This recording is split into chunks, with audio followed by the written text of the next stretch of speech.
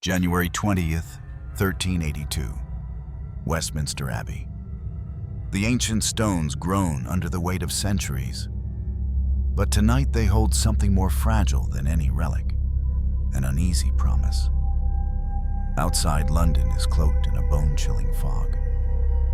Inside the Abbey, candles flicker against the high Gothic arches, casting elongated shadows that dance like ghosts across the vaulted ceiling.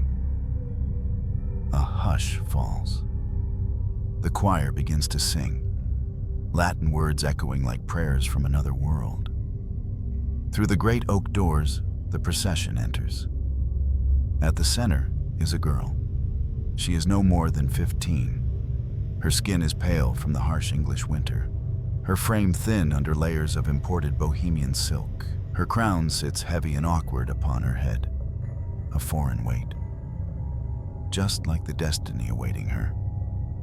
Her name is Anne of Bohemia, daughter of the Holy Roman Emperor Charles IV, and she has come to England not as a guest, not even as a royal. She has come as an offering. She walks slowly, eyes wide and fixed ahead, though her lips tremble ever so slightly. Behind her trail lords and ladies of her father's court, all draped in solemn silence. They have done their duty, delivered the girl, sealed the deal. Now she is England's problem. At the altar stands Richard II, King of England. Just 14 years old, barely a man, but already a ruler of a fractured realm. His eyes meet Anne's for only a moment. Not love, not recognition, just necessity. This is not a wedding of joy, it is a pact of survival. England had bled for decades, through war, rebellion, and plague. Richard's advisors saw in Bohemia an unusual ally, a political key to a safer future. Anne brought no dowry, no army, no immediate advantage, only a symbolic bridge to the Holy Roman Empire. And yet, against all courtly advice, Richard insisted on this marriage. Why?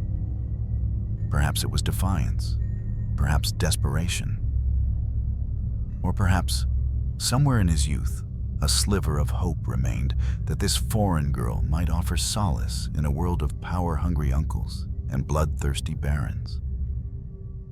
The priest begins his liturgy. Latin rolls like thunder across the sanctuary. Anne doesn't speak the language. She barely understands what is being said. When the time comes for her to respond, she mumbles in broken English, rehearsed lines taught in a rush over recent weeks. The crowd watches. Some are moved. Most are suspicious. Few are kind. As the golden ring is slid onto her trembling finger, Anne stares not at her new husband, but at the crucifix above the altar. Perhaps she prays, perhaps she pleads, or perhaps she simply wonders how it all came to this. The celebration that follows is hollow. A feast is held in the Great Hall of Westminster. There are minstrels, laughter, meat, and wine. But the bride is silent, her plate untouched. She smiles when required, nods when addressed, but speaks only when spoken to. Every word must be translated. Every gaze feels like a test. Behind the curtains, whispers fly. Too young, too foreign, no dowry, a mistake. Some lords are furious. They had hoped for a richer bride, one with land or money to strengthen the crown. Instead, Richard has chosen a girl whose greatest asset is diplomacy, a word that means little to hungry nobles watching their influence slip. But Richard does not care. He sees in Anne something rare, peace. She does not demand, she does not scheme, she simply endures. That first night, they do not share a bed. there is no consummation, no forced intimacy. In a move both unusual and merciful, Richard grants Anne time. Time to adjust. Time to breathe. For now she will be queen in name only. An ornament, a symbol, a tool of statecraft. Yet for Anne, this is no mercy. It is limbo. She is not in Prague. She is not truly in England. She is between languages, between expectations, between childhood and queenship. Her world has been ripped from her feet and replaced with a gilded prison. And so, she walks the stone halls of Westminster, her footsteps echoing in the dark. A foreign queen with no allies and no voice. A child bride in a world of thrones. Golden cage of the Holy Roman Empire. She was born on May 11th, 1366, in Prague, the radiant jewel of Bohemia. The city teemed with intellectuals, artists, and theologians, crowned by the Gothic splendor of St. Vitus Cathedral and the mighty stone walls of Prague Castle. But behind the grandeur lay a court woven with calculation. Her father, Charles IV, was not just king of Bohemia. He was Holy Roman Emperor, a ruler whose domain stretched across fractured lands of the empire, held together not by blood, but by paper-thin diplomacy. To him, children were not merely heirs. They were bargaining chips, pawns in a cosmic game of power. Anne was the eldest surviving daughter, but her rank was not a shield. It was a contract. From the moment she could walk, she was prepared to walk away. Her mother, Elizabeth of Pomerania, was known for her devout piety and strict demeanor. While not cold, she was distant, like a nun guarding relics of state. Anne grew up under the watchful eyes of nannies, Latin tutors, and political strategists disguised as priests. Her education was vast: scripture, court etiquette, languages, but none of it her own choosing. Anne was fluent in Czech, German, Latin, and French by age 10. She could recite the Lord's Prayers in 3 tongues. But what she could not say, not once, was, "I choose." She watched as siblings were married off to strangers, often disappearing from her life without farewell. One by one, her world shrank. The castle was a labyrinth of duty. Each corridor echoed with footsteps of servants and secrets. The windows were stained glass, beautiful but impossible to see through. Even the gardens were symmetrical, orderly, artificial, curated. At 12, she began to understand what awaited her. The court began receiving letters, offers, inquiries, names of foreign princes. Discussions were held over maps, over meals, behind closed doors. Anne, though present, was never addressed. Her future was being negotiated like a dowry chest. When she once dared ask where she might be sent, a court lady gently hushed her. "It is not your place to ask, my lady. It is your place to go." She went to Mass daily, not for faith, but for silence. There, among the flickering candles and the scent of wax and stone, she could at least pretend her soul belonged to herself. But the world outside was changing. The Black Death had returned in waves. Papal schism tore Christendom in two. Revolts stirred beneath the surface. And in the West, England trembled. In 1377, a child named Richard II became king at just 10 years old. His regents bickered. The land groaned beneath the weight of war and taxation. His court was desperate for allies. That was when a whisper reached Prague. England seeks a bride. At first, Anne's candidacy seemed unlikely. She had no dowry, no land, no fleet or army. But Bohemia held something rarer: legitimacy. Ties to the Holy Roman Empire could lend England spiritual prestige, a veil of sacred alliance in a world losing faith. Anne was told nothing. She learned of her fate one winter morning when a counselor bowed before her and declared, "My lady, you are to be Queen of England." No consultation, no farewell, just a decision carved in stone. That night, she did not cry. Instead, she went to the chapel, knelt before the Virgin Mary, and whispered in a trembling voice, "If I must go, make me worthy." For months, preparations began. She was taught English customs, drilled in etiquette foreign to her upbringing. Her dresses were altered, her books translated. Every step of her life was restructured to mold her into a stranger's bride. At 15, Anne was no longer a daughter. She was a symbol. In December 1381, she departed Prague, leaving behind her family, her language, her country. Snow fell over the battlements as her carriage vanished into the woods. Behind her, the towers of Prague Castle stood like silent sentinels, watching yet unable to follow. Her mother kissed her hand, but not her cheek. Her father was absent, trapped in diplomacy elsewhere. Anne's departure was not a farewell. It was a transaction fulfilled. She brought with her a chest of holy relics, manuscripts, and a crucifix carved from Bohemian oak. What she left behind was everything that made her human. The journey to Calais took weeks. Then, across the treacherous channel to England, when her ship landed on the cold English coast in early January 1382, she was not greeted by joy, but by tension. The English lords had hoped for a richer bride. They saw her as a foreign burden, another mistake from a boy king's naivete. But Anne said nothing. She stepped off the ship, spine straight, eyes forward. She had been trained for this moment her entire life. She would be queen, not because she wished it, but because the world had made it so.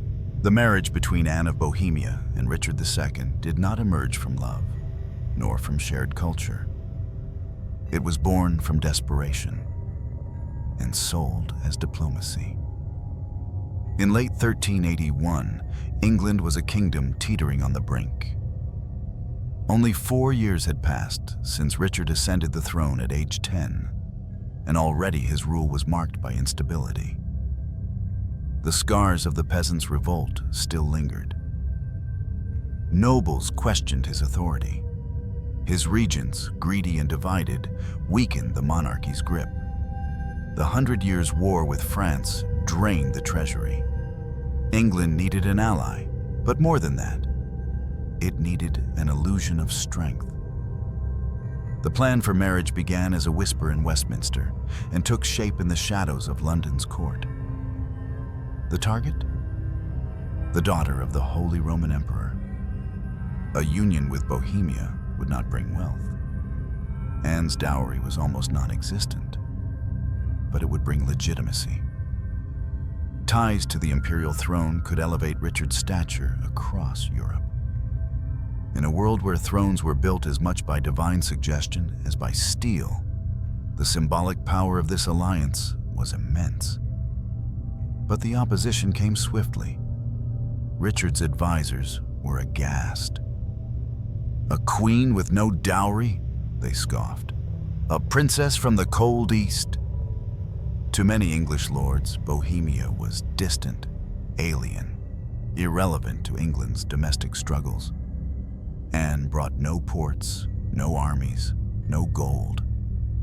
What she offered was seen as intangible: spiritual clout and political connection. The Commons in Parliament objected vocally. They demanded a bride who could fill the empty coffers. Worse still, Richard insisted on marrying Anne personally, without the usual protracted negotiations led by regents. He pushed through the match despite the lack of financial gain, despite the murmurings at court. Why? Historians still debate his motivations. Some claim youthful stubbornness, a desire to assert independence from his uncles, especially the powerful and manipulative John of Gaunt, Duke of Lancaster. Others suggest Richard believed sincerely in the marriage as a pathway to peace. Still others hint at emotional vulnerability. Perhaps the young king, isolated and surrounded by traitors and usurpers, saw in Anne a clean slate, a foreign girl unaligned with English factions, a possible companion. The Bohemian court, for their part, were cautious. Charles IV had died, and the new emperor, Anne's brother Wenceslas, was weaker, more distracted. They were hesitant to send Anne to a country teeming with unrest. But Richard's envoys were persistent. Letters were exchanged, relics were offered, promises were made. Finally, Wenceslas agreed.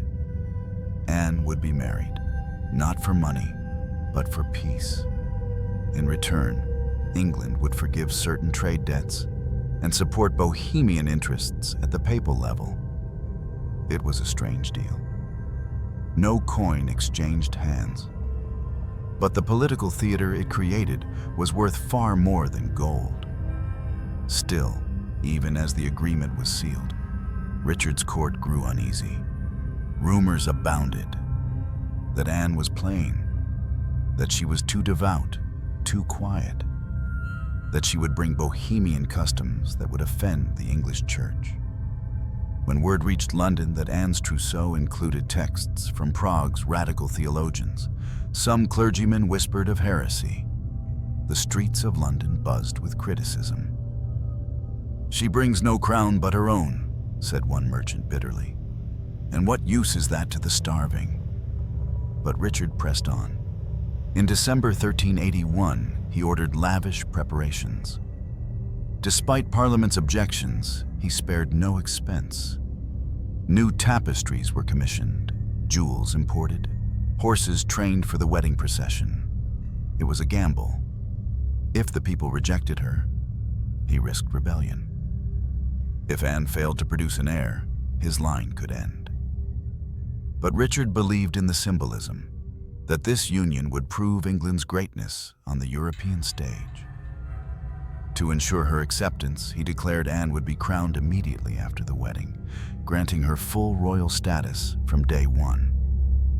A bold move, and a controversial one. For Anne, this storm of opinion was distant thunder. As she journeyed from Prague to Calais, she was kept in the dark about much of the turmoil. She knew only what she was told, that she was to be a queen, that she must be graceful, pious, obedient, that her body no longer belonged to her, but to diplomacy. She arrived in Calais in winter, met by English ships adorned with crimson sails. The Channel crossing was cold and brutal. Her retinue, priests, ladies-in-waiting, Bohemian diplomats, huddled in silence. Anne spent most of the voyage alone, staring at the dark sea, whispering prayers into her sleeves. When she landed, she found no cheers, only wary glances and cold winds. The English court met her with protocol, not warmth. Lord de la Pole, sent by Richard himself, greeted her with formality. No smile, no welcome. Just a nod and the words, "Her Majesty awaits." Anne was led inland, through towns where peasants stood in muddy streets, eyes narrowed.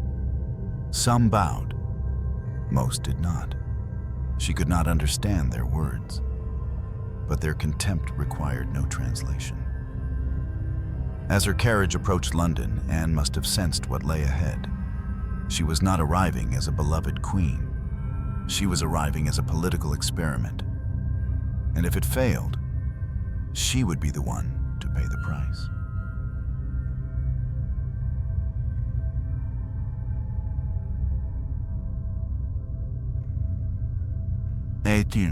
The cold wind of January bit through the wool-lined carriage as Anne of Bohemia approached London. Her hands, wrapped in fine gloves, trembled not from the chill, but from the unfamiliar stares that greeted her at every turn. This was not Prague. This was England. Mud-slicked roads, gray skies, and eyes that did not welcome her. From the moment she crossed into English territory, Anne knew she was not wanted. The nobles might feign civility, but the whispers behind tapestries told another tale. She could not understand most of the language. Its thick syllables and sharp consonants felt like weapons. But the tone was universal. Suspicion, disdain, disappointment. Anne had traveled through villages that smelled of smoke and fear. The peasants bowed half-heartedly, then spat on the earth behind her cart. To them, she was a foreign burden. Another mistake from a boy king, too soft to lead. Her silks and Bohemian finery seemed alien against their wool and wood. Her crucifix, carved from Prague oak, drew the glances of English priests who questioned her orthodoxy. When she arrived at Dover, the reception was formal but frigid. No fanfare, no music. A handful of English courtiers waited, cloaked against the sea wind. The leader, an aging baron with eyes like stone, offered her his hand, but not his name. "You are welcome," he said stiffly. "The king awaits you in London." Anne bowed. She had rehearsed the gesture. She did not speak. They rode north through Canterbury, Rochester, and finally Greenwich, stopping at monasteries prepared in advance. Each place was grand in name, but worn in truth. Drafty halls, creaking beds, strange food. Anne tried to write to her mother, but the ink froze in the inkwell before she could finish. The nights were long. She barely slept. By the time she entered the outskirts of London, Anne had not smiled in days. The city loomed ahead like a beast of stone and fire. Smoke rose from chimneys like black claws against the dawn sky. The Thames glistened with frost and filth. She crossed London Bridge, and the air changed. Thicker, harsher, filled with the shouts of merchants and the clang of blacksmiths. The streets narrowed. Crowds gathered. Eyes, hundreds of them, watched her pass. "Is that her? She looks like a child." Not a coin to her name. Yet they crown her queen. "She'll bear him no son, mark me." Anne kept her gaze forward. Her hands gripped the edge of the carriage seat so tightly, her knuckles turned white. The city closed in like a fist. She was led to Baynard's castle, where she would stay before the wedding. The rooms were cold, but lavish. High ceilings, imported tapestries, thick carpets that muffled her footsteps. Her retinue was quartered nearby, but separated from her. The English insisted on preparing her properly for court life. What they meant was cleansing her of Bohemia. She was given new dresses, English ones, heavier, stiffer, darker. Her Bohemian gowns were packed away. Her tutors were replaced with English chaplains. French was the only tongue spoken to her now. Her prayer books were swapped for Church of England missals. Even her crucifix was exchanged for one bearing the English royal arms. Anne said nothing. She had been taught obedience. But in the quiet of her chamber, She clutched the small carved virgin her mother had hidden in her luggage and whispered the checked prayers of her childhood. Each syllable felt like a rebellion. She met Richard II only once before the wedding. It was in a private chamber, heavily guarded. He entered with a small retinue dressed in deep crimson and gold. At 14, he was slight, but composed. His face was handsome, boyish still, but his eyes were tired, older than his years. They regarded each other across the room for a long moment. He bowed. She curtsied. They said nothing. Then he spoke. "I am sorry." Anne blinked. She did not know if she heard correctly. "I am sorry for the cold," he added after a pause, "and for the welcome. You deserve better." A moment passed, then another. Anne curtsied again. She could not reply in his language, but she looked him in the eyes, and for the first time saw no contempt, only loneliness. The meeting ended quickly. Back in her room, Anne stared at the fire until it died. The day before the wedding, she was prepared like a relic. Her body was bathed in scented water. Her hair was combed until her scalp stung. Her new gown, a masterpiece of English gold-threaded velvet, was so heavy she could barely walk. A crown was fitted to her brow. Jewels weighed down her neck and wrists. To look at her was to see royalty, but inside, she felt like stone. She thought of home, the cloisters of Prague, the wind across the Vltava, her mother's perfume, the way the bells of St. Vitus rang at dusk. All of it gone. Now she was a creature of ceremony, a vessel of alliance, a foreign girl in a foreign land, about to be made queen of a kingdom that didn't want her. The abbey bells tolled the hour. Outside, the carriages waited. Anne rose. It was time. The wedding was done. The vows had been spoken, the ring placed on her finger, the choir's final note long since faded. But for Anne of Bohemia, the ceremony was only the beginning of her isolation. At 15, she had become Queen of England, but no crown could protect her from invisibility. She entered the royal household at Westminster Palace not as a partner in power, but as a decorative symbol. Her role was ceremonial, her presence ornamental. She was to smile at banquets, sit beside the king during court functions, and say little else.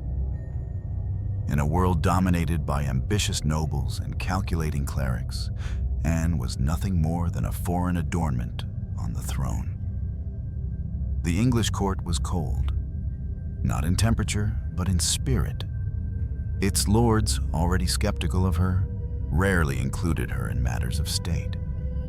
Her requests were filtered through intermediaries.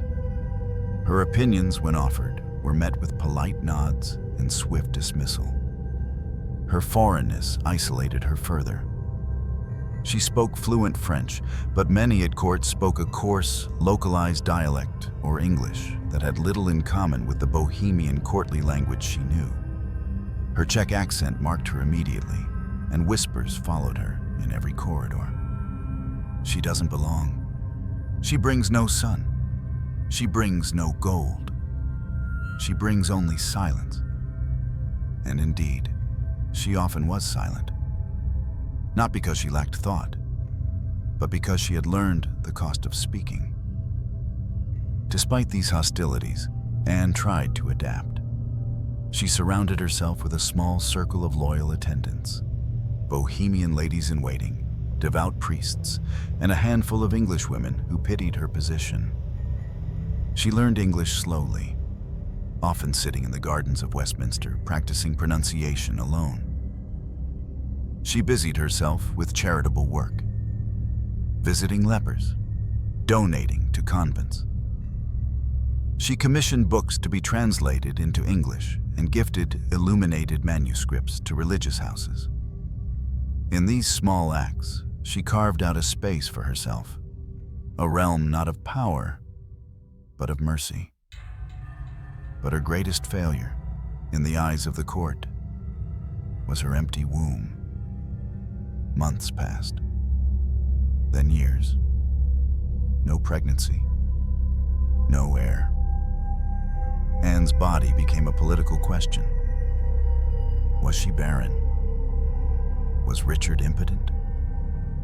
Was the marriage cursed? The gossips circled like vultures. Noble women, once cordial, turned cold. Parliament grew uneasy. A childless queen was a useless queen and a dangerous one. What the court did not see was the silent pain beneath Anne's composure. She had entered this marriage with hope. Not romantic fantasy, but a belief that perhaps, over time, understanding might grow. Richard had been kind, gentle even, but distant. Obsessed with court politics, torn by threats from his uncles, he drifted further from her as the years wore on. Some said he feared intimacy. Others whispered that his affections lay elsewhere, either with his favorites at court or perhaps with memories of childhood lost to power. Whatever the cause, the royal bed remained cold. Anne never publicly complained, but she did retreat, deeper into prayer, deeper into solitude. Her apartments at Sheen Palace became her sanctuary. Tucked away from London's venomous court, she filled its halls with books, flowers, and silence. She planted medicinal herbs. She corresponded with theologians. She read late into the night by candlelight, wrapped in furs, translating psalms from Latin to Czech to English. She grew thin, pale, quiet, but never idle.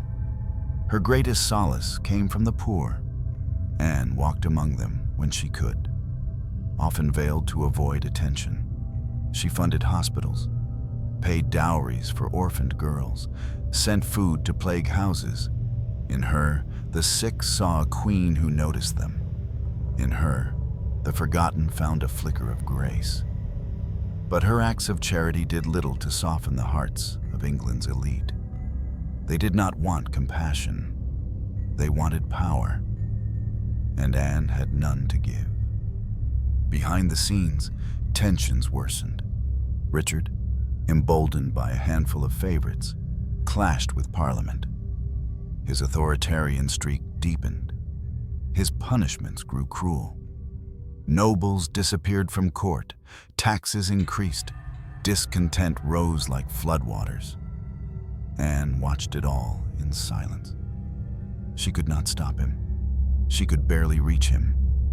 And in the middle of this chaos, she bore the blame. "Ever since he married that Bohemian girl," said one bishop, "he has turned his back on England." "She bewitched him," muttered another. Anne was now not just unwanted, but feared. Yet she endured. Each morning she rose before dawn to pray. Each evening she walked alone through the palace halls, her slippers echoing on the cold stone. She had no child, no allies, no power. But she had her dignity, and in a world that offered her none, that was its own form of rebellion. The summer of 1394 arrived in England like a fever. Hot, stifling, unnatural. London's air was thick with rot and flies. The Thames ran sluggishly, choked with refuse. Whispers of plague once again rippled through the capital, a grim reminder of how swiftly death could ride on the backs of rats and the wind. At Sheen Palace, Anne of Bohemia stayed away from court. She preferred its gardens, its stillness, the gentle river beyond the windows. It had become her sanctuary, far from the bitter tongues of Westminster and the poisoned gaze of Parliament. But sanctuary would not protect her now. In late June, Anne began to cough. At first it was small, nothing more than a dry scratch in her throat. brushed off as summer dust. But within days, it grew. Her voice weakened. Her chest tightened. Servants noted she could no longer finish prayers without stopping to gasp. By early July, she had lost her appetite. Her skin turned pale, tinged with gray. Physicians were summoned. They applied leeches, burned herbs, chanted Latin over her body. They declared it a hot imbalance of the humors, perhaps brought on by melancholy or bad air. They bled her, starved her, burned foul incense in her chambers. Still, she grew worse. She coughed blood by the second week. Her breath came in shallow gasps. At times, she drifted in and out of fevered dreams, murmuring in Czech, crying out for her mother. Richard was away on royal business when the news reached him. He returned immediately. When he arrived at Sheen, he was pale and trembling. Servants say he sat beside her for hours, refusing to eat or sleep. He held her hand, called her name, whispered stories from their younger days. Clumsy falcon hunts, lost rings in fountains, long silences by the fire. She opened her eyes only once. "Richard," she said, her voice a whisper, "I am not afraid, but I am tired." He wept openly. Outside her chamber, the whispers began anew. What sickness had taken her? Some believed it was consumption, what modern medicine would call tuberculosis. The signs were clear. Weight loss, chronic cough, night sweats, blood. Others feared plague, though the swellings never came. Still others whispered poison. Some blamed jealous nobles. Others accused the Queen's own physicians of incompetence. But no cause mattered now. Anne was dying. The court remained at arm's length. Nobles waited for updates, but did not visit. Parliament did not send envoys. To many, her impending death was merely another line in the slow unraveling of Richard's reign. To the king, it was the final thread. On June 7th, 1394, Anne of Bohemia died. She was 28. The official record states she died of a great inward burning, a vague term meant to calm the public and hide the court's confusion. What burned inside her, no one could say. Her body was washed by her attendants, dressed in white and laid beneath heavy silks. The crown of England rested on her chest. Her crucifix, the one she had brought from Prague, carved from Bohemian oak, was clasped in her hands. When Richard saw her body, he did not speak. Instead, he ordered Sheen Palace destroyed. Every chamber, every corridor, the very walls where Anne had drawn her last breath were razed, stone by stone. It was an act of rage, of grief, of helplessness, and it sent shockwaves through the realm. Never before had a king destroyed his own residence out of sorrow. But Richard was no longer a ruler seeking diplomacy. He was a widower, unmoored.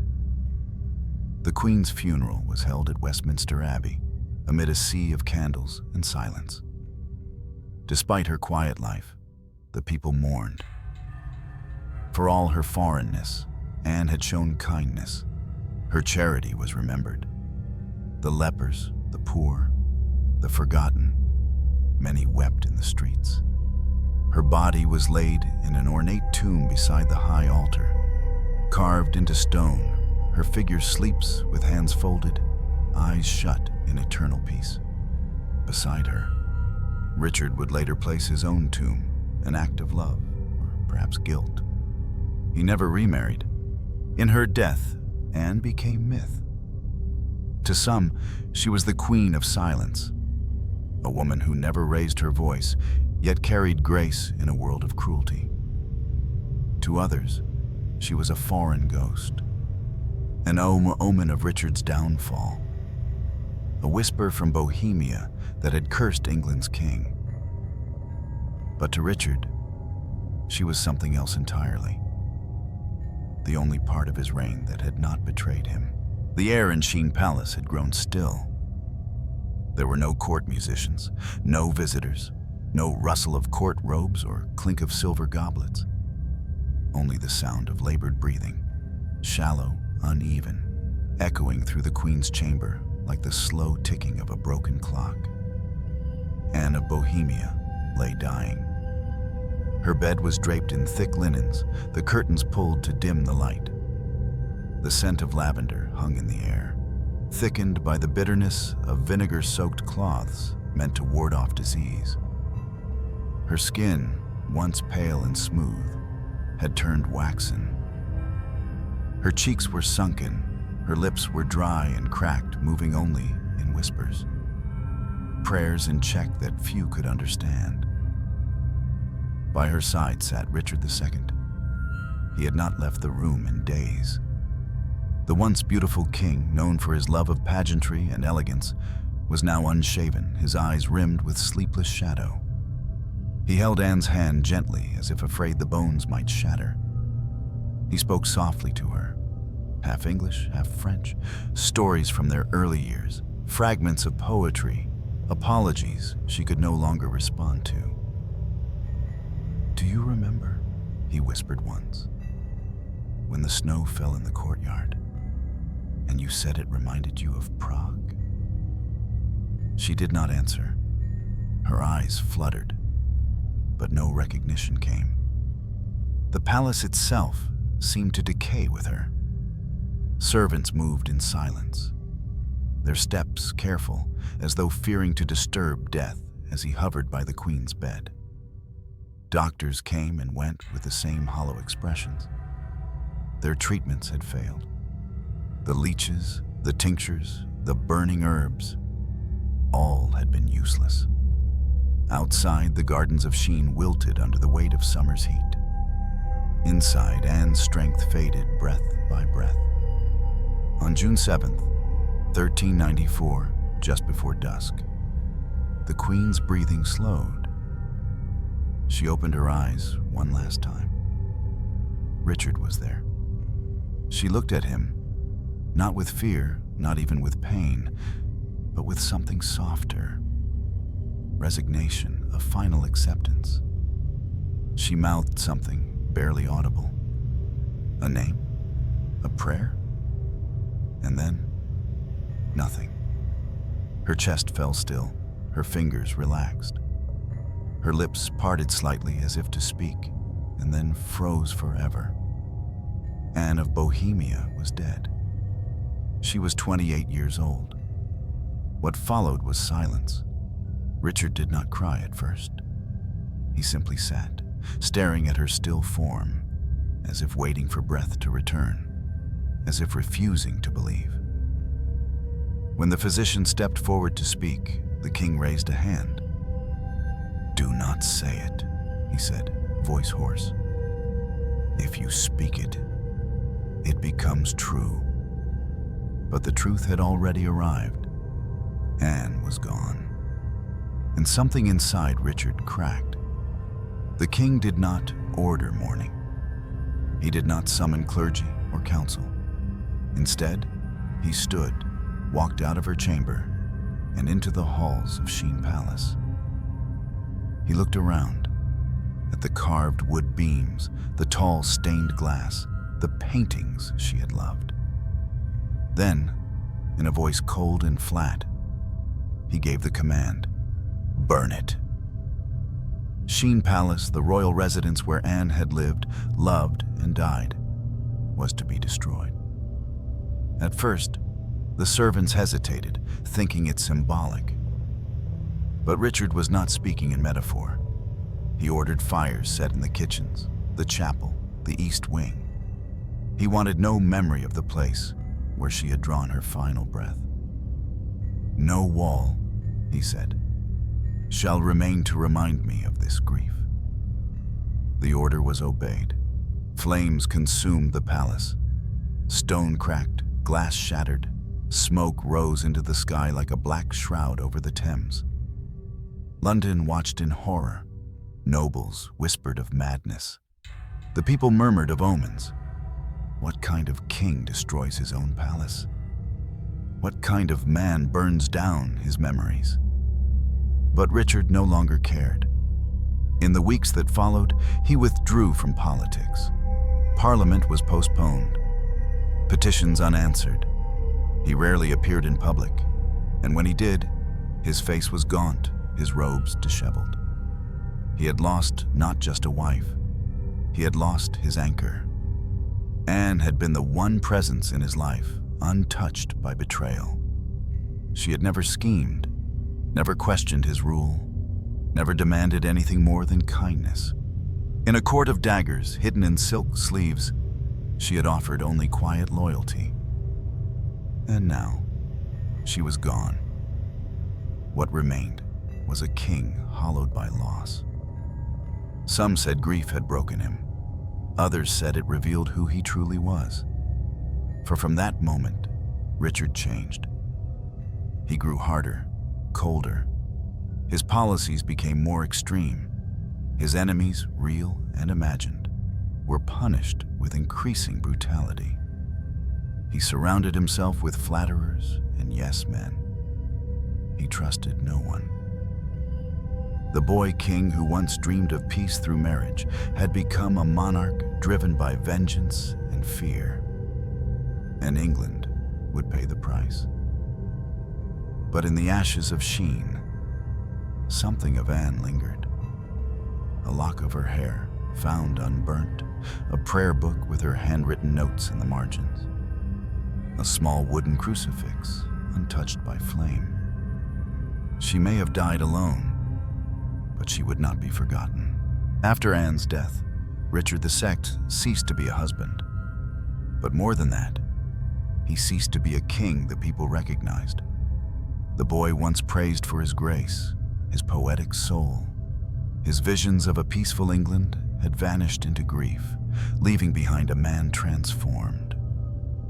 And what emerged from the ruins of Sheen Palace was no longer a ruler driven by ideals. It was a monarch poisoned by sorrow. Anne had been his only human anchor. With her gone, his grasp on restraint unraveled. The first signs were subtle. Royal audiences grew shorter. Courtiers complained the king no longer listened. Parliament was summoned only when absolutely necessary. And even then, he arrived late, distracted, irritable. Proclamations became increasingly severe. Fines for disobedience, censorship of chroniclers, expanded surveillance of noble families. But then came the purges. In 1397, just 3 years after Anne's death, Richard turned on the very men who had once been his allies. He ordered the arrest of Thomas of Woodstock, Duke of Gloucester, his uncle, and had him imprisoned in Calais, where he mysteriously died. Others soon followed. Lords were accused of treason, exiled, or executed under vague charges. The king revived old grievances, treating past dissent as present treachery. Where once he had tried to rule with consultation, he now ruled with revenge. Many whispered that grief had unhinged his mind. But Richard was not mad. He was calculating, and dangerously so. His grief had made him believe one terrifying truth: that he was alone, and thus entitled to rule alone. He began speaking of divine kingship, not as a theory, but as a reality. He insisted that the monarch stood above Parliament, above the church, even above law itself. His words grew grandiose. He ordered people to address him not just as Your Grace, but as Your High Majesty. He surrounded himself with sycophants who fed this delusion. They flattered him with titles, compared him to Solomon, Alexander the Great, even Christ. They reinforced the idea that his authority was sacred, his will absolute. Anne would have seen the danger in their honeyed lies, but she was no longer there to whisper caution. As Richard's tyranny grew, so too did the resentment among England's nobles. And at the center of this growing storm stood one man, Henry Bolingbroke. Henry, Duke of Hereford, cousin to the king, had once stood beside Richard. But when Richard exiled him in 1398 over a quarrel of inheritance, it was the final fracture. The following year, Richard seized Henry's lands after his father, John of Gaunt, died, breaking the unwritten rule that exile was not confiscation. That act turned the court against him. In July 1399, while Richard was in Ireland suppressing a rebellion, Henry returned to England with an army. It was swift, clean, devastating. Nobles flocked to Henry. Cities opened their gates. Even the church turned its face. By the time Richard returned, it was over. He was captured near Conway Castle and brought to London, not as a king, but as a prisoner. The man who once ruled through divine authority now stood in Westminster Hall, face pale, lips drawn, forced to abdicate. The crown was taken from him. The scepter passed to Henry. Richard, the once glorious heir of the Plantagenets, was no longer King of England. He was imprisoned at Pontefract Castle, a cold, isolated fortress in Yorkshire. There, alone in a stone cell, he faced the one thing he had always feared: irrelevance. There were no courtiers to flatter him, no Anne to console him, no throne to protect him, just silence. The chroniclers disagree on how he died. Some claim he starved himself, a slow, deliberate suicide. Others say he was murdered, likely on Henry IV's orders, by men sent to eliminate a potential threat. Whatever the method, the result was the same. In February 1400, Richard II died. He was 33. His body was displayed briefly at St. Paul's Cathedral. Few wept. To many, his death was a relief, a necessary end to a troubled reign. But in the shadows of Westminster Abbey, beneath the tomb he had built for himself and Anne, the stone lay colder than ever. Richard had built that tomb years before, while she was still alive, already imagining their eternal rest side by side. But history has little mercy for sentiment. He had lost his throne. He had lost her. And in the end, he lost himself. Anne's legacy endured, not in heirs, not in titles, but in memory. To Richard, she had been peace, gentleness, and hope. When she died, the man he might have become died with her, and the king he became was a warning. Anne of Bohemia died childless, voiceless, and foreign. To many, she seemed to vanish with little consequence. A queen without heirs, without political impact, buried beside a fallen king whose memory was overshadowed by tyranny and defeat. But Anne left behind something rarer than bloodlines or thrones. She left behind a legacy of silence, a quiet revolution of kindness, intellect, and quiet resistance that echoed long after the court had forgotten her name. At first glance, Anne appeared to be the most passive of queens. She did not command armies. She did not draft laws. She was never crowned with war. But behind the veils of obedience, Anne transformed the English court in subtle, profound ways. Her arrival brought new cultural tides to the kingdom. From Bohemia, she brought books, texts in Latin, Czech, and French. She supported writers and translators, including a little-known clerk named John Wycliffe, whose Bible translation into English would one day ignite both religious reform and political rebellion. Though the church later condemned his works, Wycliffe himself credited Anne's patronage with giving him space to work. Without Anne, England might never have heard the word of God in their own tongue. She was also one of England's earliest queens of charity. Anne redefined the role of a royal consort, not just as a symbolic mother of heirs, but as a mother to the voiceless. She visited the sick, the poor, the forgotten. She did not fear the leper colonies, nor turn away from paupers in the streets. She insisted on walking among them, cloaked, veiled, but present. In a time when disease was believed to be punishment for sin, Anne's compassion was radical. She founded almshouses and supported convents for orphaned girls. She endowed hospitals and personally delivered food to plague victims during outbreaks in London. One chronicle records a moment when Anne was stopped by a blind beggar on the steps of St. Paul's. She removed her own ring, gifted by her brother, and gave it to him. "May it buy you both bread and dignity," she said, in halting English. Such acts were not recorded in royal statutes, but they were remembered by the people. Her foreignness, once used against her, became her greatest virtue. Unbound by English court factions, Anne remained aloof from intrigue. She refused to engage in noble rivalries. She had no ambitions for brothers or cousins.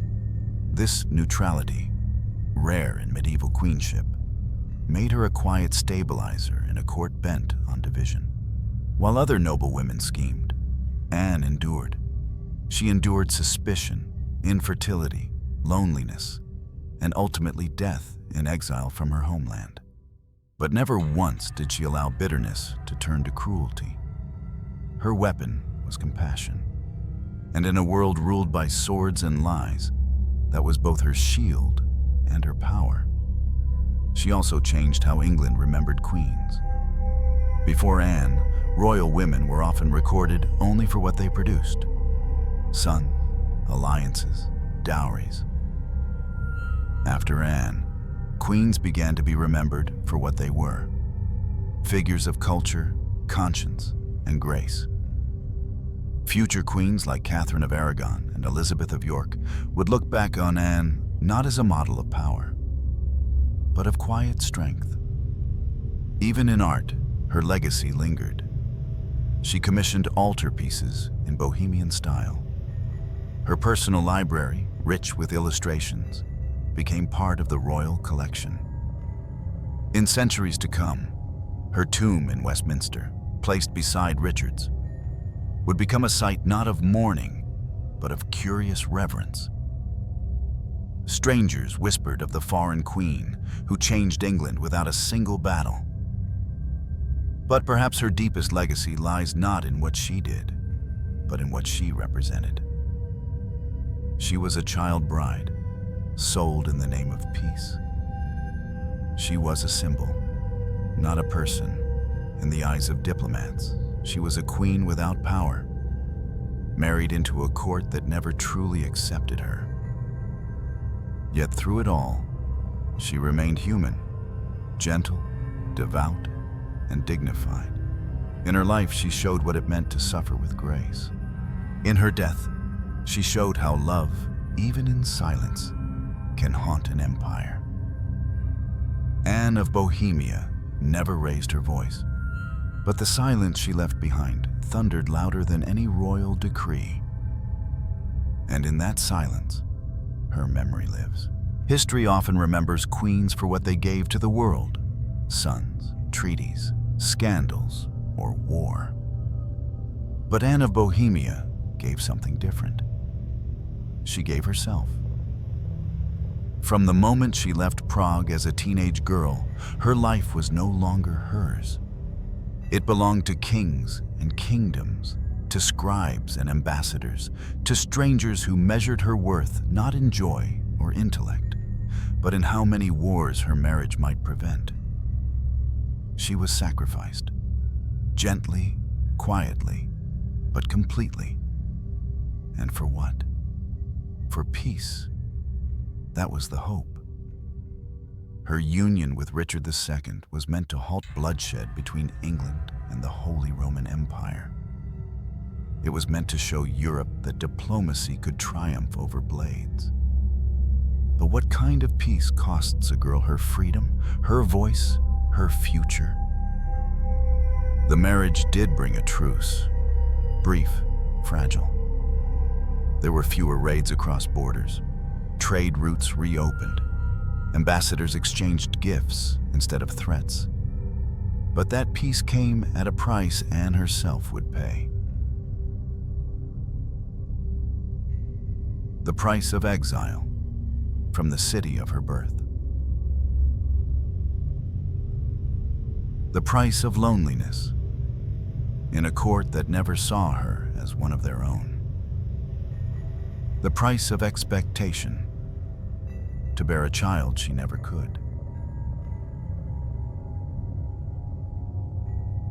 And finally, the price of life itself, dying in a foreign land, far from family, remembered only when politically convenient.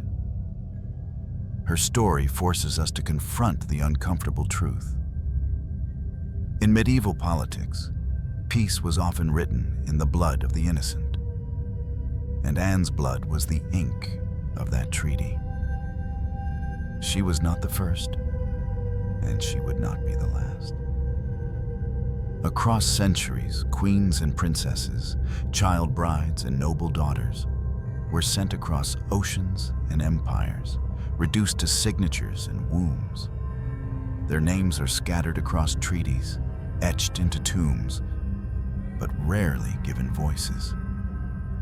Anne stands among them as a symbol, but not of power, of vulnerability, of how even those crowned with gold can be powerless in the face of dynastic ambition, of how easily a human life can be reshaped into a political tool. Yet her story is not merely a lament. It is a mirror, a reflection of what happens when love is secondary to strategy, when identity is erased for the sake of alliances, when peace is purchased with the suffering of those too young to protest. And in that mirror, we are forced to ask, have we truly changed? Today, Anne of Bohemia lies entombed in Westminster Abbey. Few visitors stop to read her inscription. Fewer still understand what she endured. But if you stand before her tomb, in the hush of that ancient church, and listen closely, you might feel it.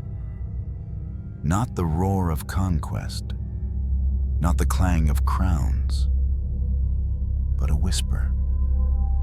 The whisper of a girl who crossed a continent for a kingdom that never welcomed her. The whisper of a woman who lived with dignity when the world gave her none. The whisper of a queen who paid the price of peace with her silence.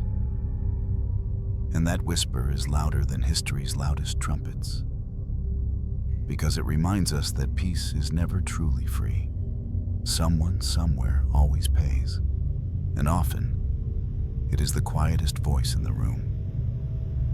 Writing the story of Anne of Bohemia has left a quiet weight on my chest, a reminder of how power, when dressed in the robes of diplomacy, can still crush the fragile lives beneath it. Anne's life is not just history. It's a haunting parable of what happens when a human being is stripped of agency, identity, and even language.